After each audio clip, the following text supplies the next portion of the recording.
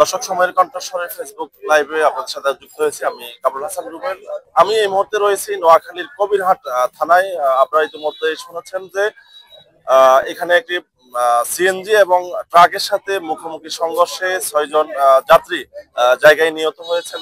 আপনারা ইতিমধ্যে বিষয়টি জেনেছেন যে যাত্রীগুলোর মধ্যে রয়েছে 3 জন পুরুষ এবং 3 জন মহিলা। 2 জন আমরা স্টুডেন্ট শুনেছি যে 2 জন স্টুডেন্টের নাম আমরা জানতে পেরেছি। ইতিমধ্যেই 4 জনের পরিচয় শনাক্ত হয়েছে। আমরা আসলে এই সড়ক দুর্ঘটনাটা নিয়ে একটু কথা বলতে চাচ্ছি। যিনি এখানে শুরু থেকেই অনেক কিছু জেনেছেন, আমরা একটু কথা বলতে চাচ্ছি। আসলে এই দুর্ঘটনা সম্পর্কে আসলে আপনি আমাদেরকে যে বিষয়টি জানেন একটু আমাদেরকে জানান। সম্মানিত এলাকাবাসী, আসসালামু আলাইকুম।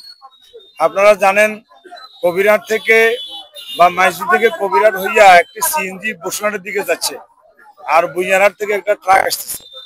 এর ভিতরে ফতেপুর জায়গাতে যাইয়া সড়ক এর মাঝামাঝি জায়গাতে সিএনজি এবং ট্রাকের মুখোমুখি সংঘর্ষে সিএনজি ড্রাইভার সহ 6 জন যাত্রী, 5 জন যাত্রী ড্রাইভার সহ মোট 6 জন সেখানে মারা গিয়েছে।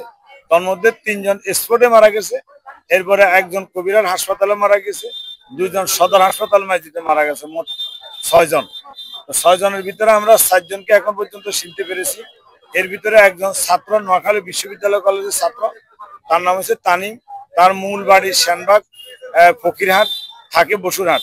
ড্রাইভার হচ্ছে আমাদের খোকন, তার বাড়ি হচ্ছে বসুরহাট পৌরসভা 9 নম্বর ওয়ার্ড। আরেকজন ছাত্রী, তার নাম হচ্ছে নুসরাত, তার বাড়ি রামপুর। এর বাইরে আর 2 জন মহিলা, এই 2 জনকে চিনা যাচ্ছে না। আরেকজন যাত্রী, তার নাম হচ্ছে সুলতান আহমদ, সে সিএনজি চালক, কিন্তু আজকে সে যাত্রী হিসাবে ছিল, তার বাড়ি হচ্ছে নতুন বাজার। তো এই সড়ক দুর্ঘটনায় আমরা খুবই মর্মাহত।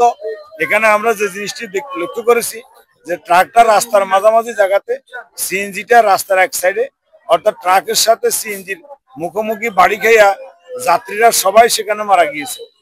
এটা খুবই অনাকাঙ্ক্ষিত এবং আমরা মনে করি এটার একটা সুষ্ঠু বিচার হওয়া দরকার। তদন্তপূর্বক ট্রাকটাকে আটকানো হয়েছে, ড্রাইভার আটকাতে পারে নাই। মালিক পক্ষ সহ এদেরকে আইনের আওতায় আনা দরকার এবং অতি দ্রুত এই লাশগুলোকে শনাক্ত করে সুরতার করে পোস্টমর্টম করে শোকাহত পরিবারের হাতে লাশগুলো তুলে দেওয়ার জন্য আমরা প্রশাসনের কাছে দাবি জানাচ্ছি। আসসালামু আলাইকুম। দর্শক, আপনারা দেখতে পাচ্ছেন শোকের মাতাম এই মুহূর্তে নোয়াখালীর কবিরহাট থানা গেটে। আপনারা দেখতে পাচ্ছেন সড়ক দুর্ঘটনায় নিহতের স্বজনরা কিন্তু ইতিমধ্যে আপনারা দেখতে পাচ্ছেন নিহতের আহাজারিতে আকাশ বাতাস বাড়ি হয়ে উঠছেন। আমরা একটু কথা বলতে চাচ্ছি যে সিএনজি ড্রাইভার যিনি ছিলেন তার ছেলে।